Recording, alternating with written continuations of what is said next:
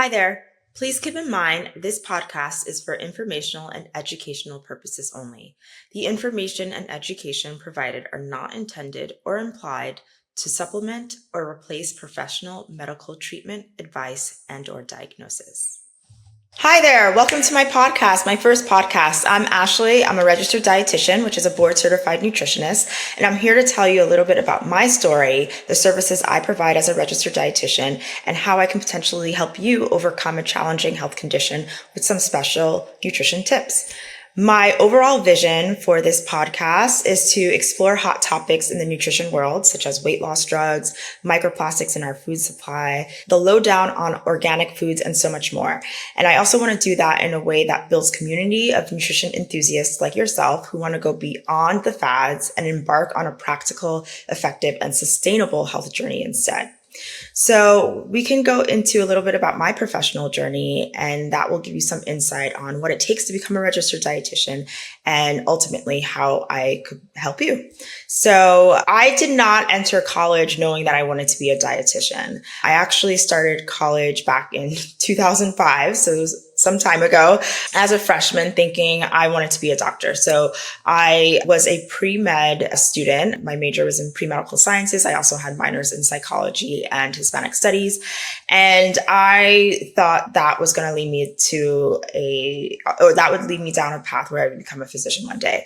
That coursework was incredibly challenging. I went to Columbia University for college, and it definitely was a tough environment to be a pre-med student. But I still loved the sciences and I still knew that I wanted to help people, but I needed to figure out, did I want to commit to applying to med schools and going through another really challenging process? And was that the right path for me? So after I graduated from Columbia in 2009, I decided that I wanted to explore what's out there. So I worked with a dermatologist for a little bit, assisting them in, a very high traffic, luxurious office in Manhattan. And I did that for a little bit. And then I decided, let me see how things work from a different perspective. And I accepted a position to work in clinical research at a major academic institution in the city. While I was helping out with lots of research projects there, I was working primarily with preventive cardiologists, and a lot of our studies were focused on chronic disease prevention, particularly prevention of heart disease and hypertension, or just finding better ways to manage it, both with medication and also nutritionally. And because there was a strong nutrition component to these studies, that piqued my interest, and I decided to enroll in a Master of Science program at New York University, or NYU. And I was in grad school concurrently while I was working. And in grad school, I learned a lot. But one of the reasons why this path was very interesting to me is because I have a strong family history of heart disease and high blood pressure and stroke. And it was important for me to understand the roles diet and lifestyle played in the progression of those conditions so I could avoid the same fate as many of my dearest relatives. So fast forward to today, and I'm still free from those conditions. But after having 2 children, I've realized firsthand that nutrition plays a critical role in helping women, particularly through unique life stages as we experience the impact of hormonal changes on everything from our weight, our hair, our physical health, and our emotional well-being. So that's why I've started my own practice as a registered dietitian to provide women like me with personalized nutrition counseling to help them feel their best, break free from the frustrating cycle of dieting, achieve their health goals, and find peace of mind. If you want to take a deeper dive into what grad school looked like for me and the rest of my professional path to becoming an RD and to getting here, having a private practice, I would say that even in grad school, I found some challenges, but, I excelled, and I eventually stopped working full time to dedicate the last year and a half of grad school as a full-time student. And there I studied nutritional sciences, and that included everything from organic chemistry to nutrition education and counseling. And once I received my Master of Science degree from NYU in 2018, I had to decide what's next. Now, to become a registered dietitian, you need a master's degree these days, but you also need to complete what's called a dietetic internship, which is a formal clinical training. And in my case, I did it in a hospital for full time for a year at New York Presbyterian Hospital. I actually did it at the height of the pandemic. So between graduating from NYU and from starting this dietetic internship, I went back to working in research, and I also had a baby. So I took a little hiatus to pursue clinical training, my dietetic internship in 2020. That was intense for obvious reasons because I started and completed my internship at the height of the COVID-19 pandemic. I had to learn how to calculate tube feeds for critical care patients, while also providing nutrition counseling to patients with less acute but chronic health conditions. So I worked with patients who had kidney disease, who recently had a hemorrhagic stroke, to patients who were newly diagnosed with diabetes, to pediatric patients who were coming in needing various levels of nutrition support. And that was a really eye-opening experience for me. And I knew that nutrition can really change people's lives when they really understand the impact of how what we put into our bodies affects our health. So nutrition is a science, but it's also an art because, as we know, not every diet is pleasant to follow, and, sticking to a very rigid regimen, it doesn't typically lead to long-term habits because it's rigid. It's hard to, when you follow something that has very little flexibility, it's just not sustainable. So my role as a registered dietitian is really trying to understand, okay, what condition does my patient have? What are their goals? And how can we come up with a sustainable plan for them so that they're eating in a way that is optimal for their health, but also enjoyable.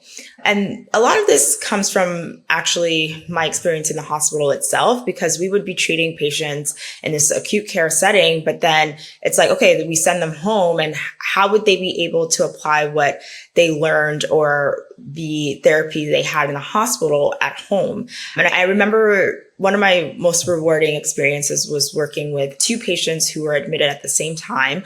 One patient was newly diagnosed with diabetes, and he was sharing a room with another patient who had diabetes for a much longer period of time, but they both were having some acute issues. And so when I was talking to both of them, I realized that the commonality that they shared was that they were just so frustrated that they weren't able to get their blood sugars under control because they thought they were doing all the right things. And as I talked to them, I realized that, they thought that they needed to, follow this really strict regimen, but then they couldn't keep to it.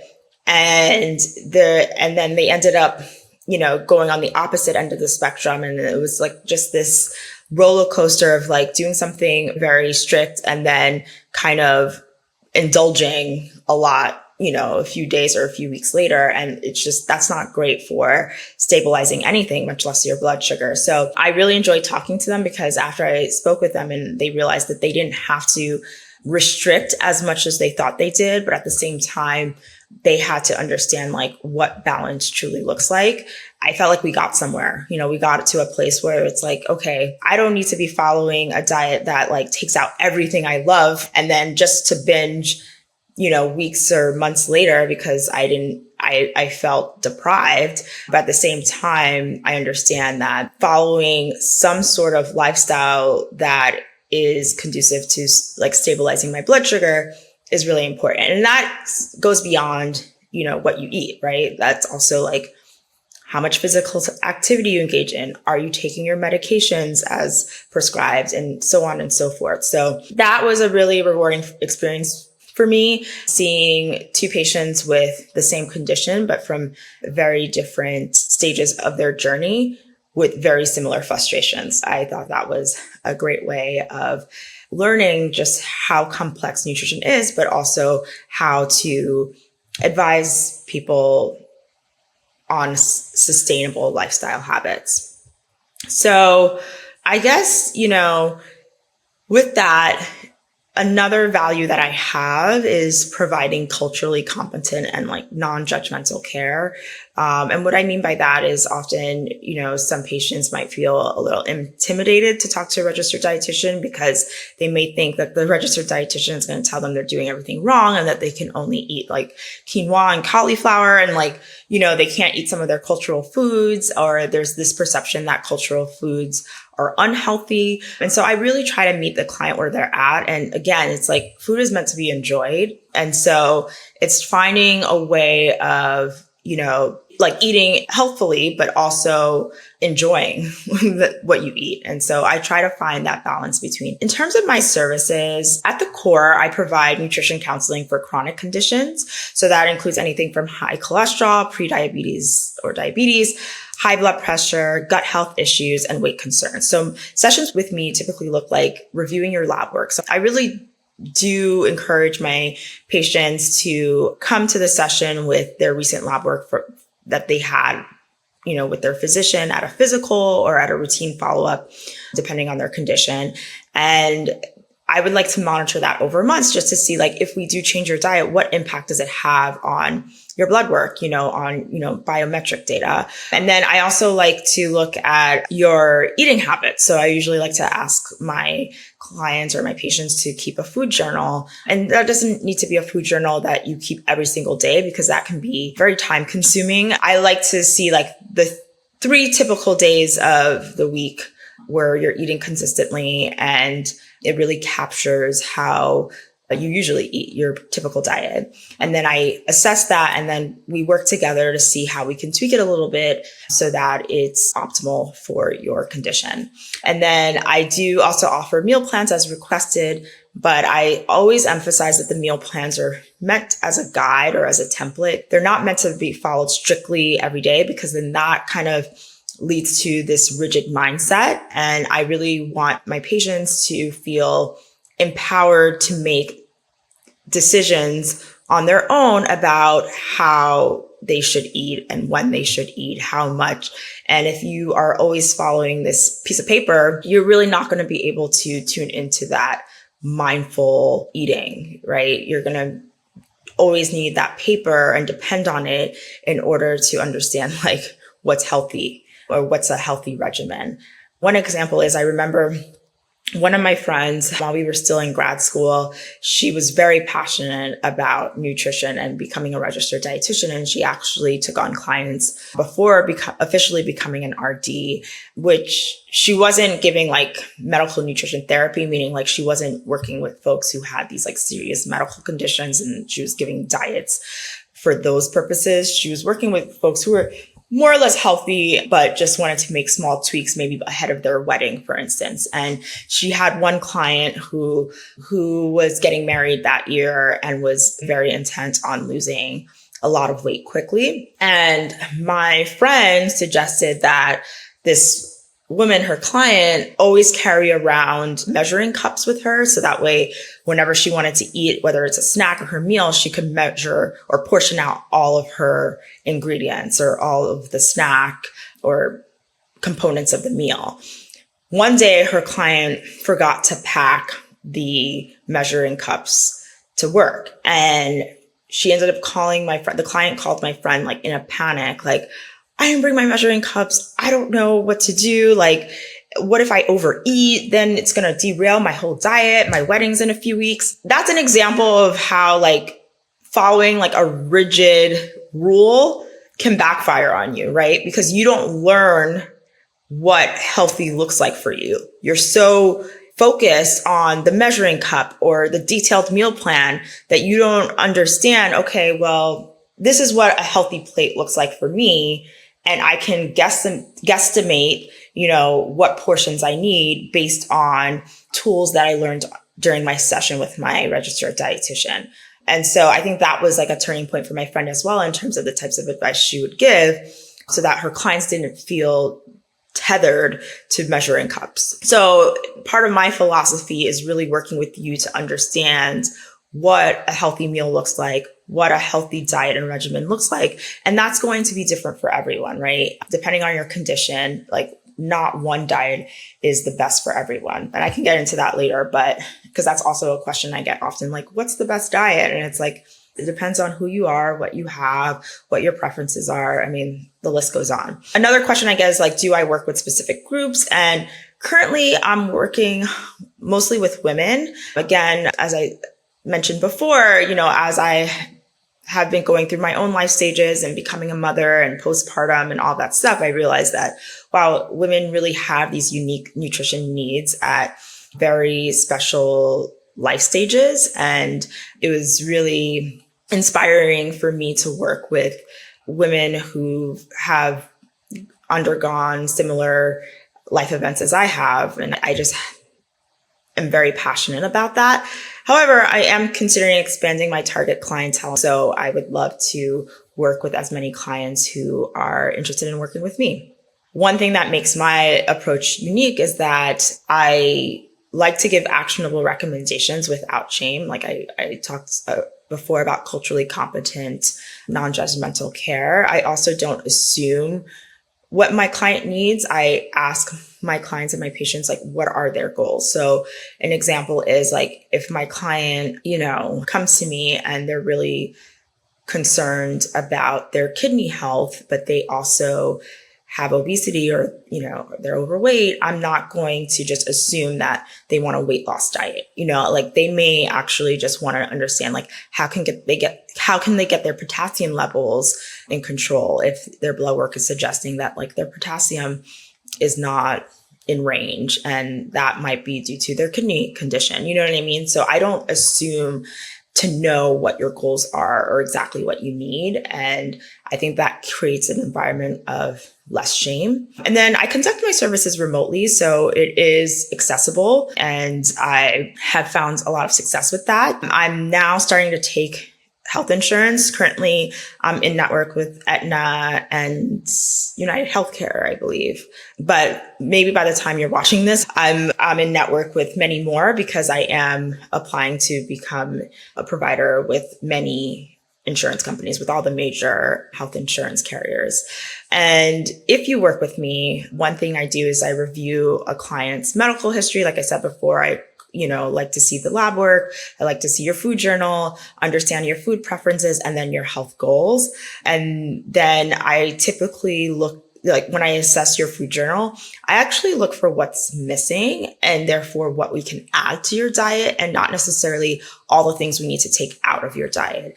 And so an example is like, a very common thing is I look at people's food journals and I'm like, you need to add more fiber, or you need to add more protein. Sometimes people think they're eating a lot more protein than they actually are. And so those are ways that I like to tweak people's diets, is by understanding like, what can we add? And it's a lot easier to digest than what all the things we need to take out. Towards the end of the session, I want my clients and my patients to feel like they have some autonomy in this process. And so I help them come up with a SMART goal. So it has to be specific, measurable, actionable, reliable, time-bound. And the client basically then is in the driver's seat in terms of how they want to make a change. And I just make sure that they're sticking to that SMART goal template. So an example is, sometimes people are like, oh, I'm going to eat more protein-filled, fiber-filled snacks or whatever. And I'm like, okay, what does that mean? Like, how often, how much of it, right? Like, are you going to eat 2 fiber-rich, protein-rich snacks during the day, one in the late morning, one in the late afternoon? The other thing that I want to make sure is that, is it realistic? I think I said reliable before, but really I should have said it has to be specific, measurable, attainable, and realistic. So if you're someone who works the night shift and you're sleeping in the mornings, it doesn't really make sense to come up with a goal where a lot of your change is focused on what you do in the morning, because if you're sleeping, you can't really implement that change. So I just want to make sure that like these goals are realistic, and then they're time bound, that you're saying, I'm going to do it at this specific time over the course of a week, 2 weeks, whatever the case may be. And then at our next session, we can discuss like how it's been going and then make additional tweaks if needed. I kind of want to end this segment in emphasizing once again that food is meant to be enjoyed, not demonized. So I will not call individual foods good or bad, especially since cultural foods are often belittled in that way. So I rather look at dietary patterns as either healthy or unhealthy, and then we make adjustments as needed. Now, some common client questions I get is like, what's the best way to lose weight? Is it okay to eat carbs? Like things that we also see all over the media and, in sensationalized headlines. I mean, at the end of the day, the best way to eat is the way that's customized to you, your lifestyle, your condition, your preferences. There's not one best diet for everyone. And I'm sure people are like, well, everyone needs to eat tons of fruits and vegetables.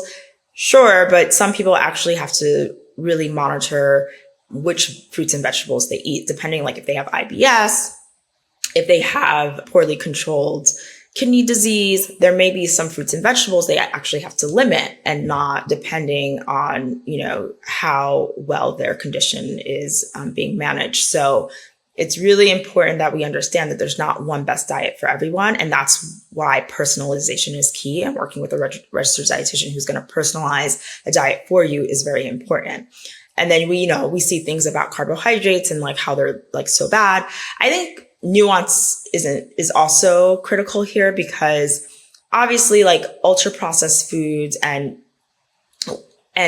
getting most of your carb intake from those types of foods is not ideal, but carbs in general are the main source of fuel for our brain. So fruits and vegetables are natural sources of carbohydrates, grains like whole grains and things like that. So carbs in of themselves are not the enemy. We need carbohydrates as part of a healthy diet. And I know people who even are scared to eat fruit because they had so much sugar, but it's not like adding a bunch of sugar to a meal. It's very different the way that it's metabolized, especially with fruits. You're also, if you're eating the whole fruit, you're also getting a lot of fiber, and that kind of attenuates some of your body's response to carbohydrates coming into your system. So it is really important to understand that we can't demonize any food or food group if we really want to have a healthy mindset about food. So with that, I hope you understand or have a good understanding of what it's like to work with me, my journey, what I can offer you, and, know that this is a judgment-free space. So I love talking about nutrition hot topics, but I understand that everyone has different perspectives when it comes to some of these topics. Some people lean very heavily into what's in the sensational headlines and have very strong opinions about that. Other people are more skeptical. I'm always somewhere in the middle, because I think where there's a lot of attention and a lot of chatter, there's some truth there. But I also think that people tend to take things for face value as long as it's sparking a lot of conversation and engagement, and sometimes the truth gets lost. So I'm excited to, break down some hot topics with you here, and hopefully you learn something. And I also hope that, you're able to let me know, what do you want to hear? What do you want to talk about? What should we discuss together? Some personal fun facts about me, because I want to leave you with some personal insights and fun facts. Most people want to know, what's my favorite healthy snack? I actually am not a big snacker. I just don't have the appetite for it. And I used to, but in terms of healthy snack, I used to have a lot of nuts and dark chocolate, but I have a 1-year-old son who is very allergic to nuts, tree nuts. So I can't really keep them in the house anymore, just out of safety, because he gets into everything. So I don't really keep nuts in the house, and that's just not my thing anymore. But I used to love them. Actually, when I was pregnant, I used to eat so many nuts and dark chocolate. It was my favorite snack. Now I've kind of pivoted to olives and garlic, olives stuffed with garlic. That's my go-to now. It's, if I need something quick and savory, it's very easy, and I think it's delicious. My go-to comfort food, on the other hand, is hard to pin because it really depends on my mood. So for instance, Thanksgiving, like I love the whole Thanksgiving plate. Like I don't have like a favorite thing, just the whole plate. Like I just want a big Thanksgiving plate of all the comfort foods. And that's my thing. But then sometimes like my comfort food might be a dessert. Like I really want like some creme brulee or, tiramisu or a brownie or something like that. So it really depends. I'm a foodie, so I love to try new things. I have an adventurous palate. I love going out to restaurant with my friends and my loved ones. Like it's just one of my favorite pastimes. It can get expensive. So for many reasons, I also try to make sure that I'm eating home cooked meals at least 4 to 5 times a week. But I do love trying new foods and just eating in general, which is probably also why I'm a registered dietitian. Actually, most people probably think, oh, registered dietitians don't eat, but all my friends who are RDs love to eat. Like it's one of our favorite things. And then one thing I can't live without in my kitchen is my air fryer. Like, especially now that I have kids, it's just like so easy. And I actually prefer putting things in the air fryer over the microwave when I can, when it makes sense. So yeah, I don't think I would survive without my air fryer these days. So those are some fun facts about me. If there's anything else you want to know, please drop it in the comments or message me. I would love to hear your thoughts, and I would love to talk about more of what you're interested in. And then over the next few weeks and months, please stay tuned. Some exciting announcements. I can't wait to share when I have expanded insurance coverage for my private practice. And I will also link where you can find me and sign up for sessions. Please like, follow, subscribe. It really helps me and my channel and helps me get this information out there. And if there's anything else that you think I need to address, please let me know. And thanks so much for being here. I really appreciate it. And I'll see you at the next podcast. Bye.